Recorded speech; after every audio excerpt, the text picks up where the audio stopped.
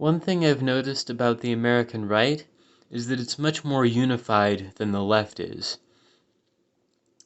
While the left is divided into many sections and factions that are constantly in disagreement with one another, the right seems to be a single authoritarian pyramid where everyone agrees with one another. Even moderate conservatives tend to agree with fascists and far-right propagandists a lot of the time. Since the right is such an authoritarian pyramid, I thought it would be a good idea to take a look at this authoritarian pyramid and its structure. So at the top, we have the plutocrats. These are essentially wealthy business types that use their money to spread propaganda and sometimes to buy elections. So their main goal is to get as much support as possible in a short amount of time.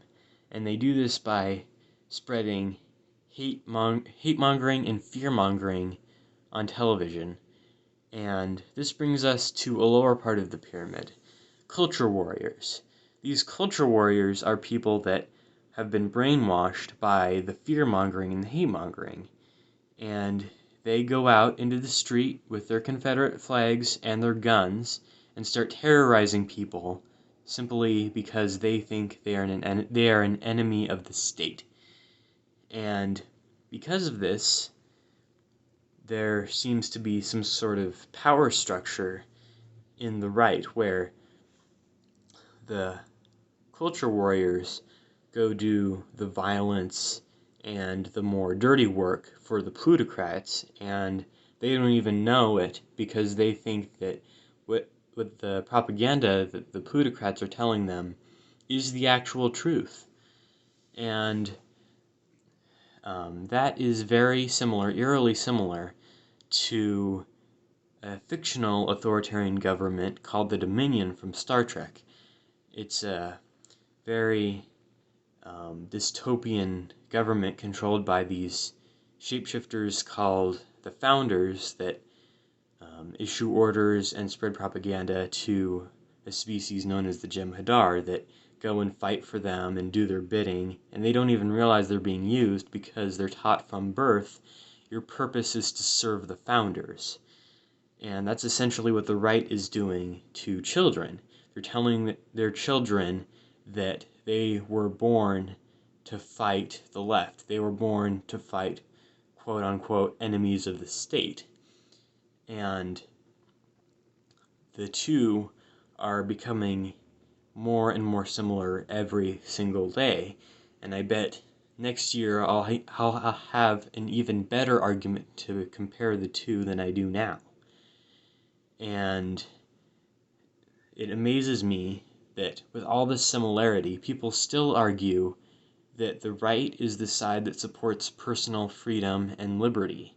Like, they want to strip away personal liberty. They want the image of liberty, sure, but they want to get rid of actual liberty. They want to have the appearance of having liberty without actual liberty. And they want a race of pure Aryan males that will go and fight for the oligarchy, fight any dissent, any political leftists. They want to really destroy any resemblance to freedom, and they want an authoritarian, autocratic government that's dominated by a single race. And I find that very concerning because the right is still very much powerful in this country, and if we don't stop them this November by voting blue down the ballot, not just for Joe Biden, but down the ballot, then this could be our future. So don't let the right fool you into thinking that the left is trying to destroy this country, because we're not. We're trying to save this country. I'm sorry I was not able to post for the last few weeks, but I've been extremely busy, and I will see you all next week. Goodbye.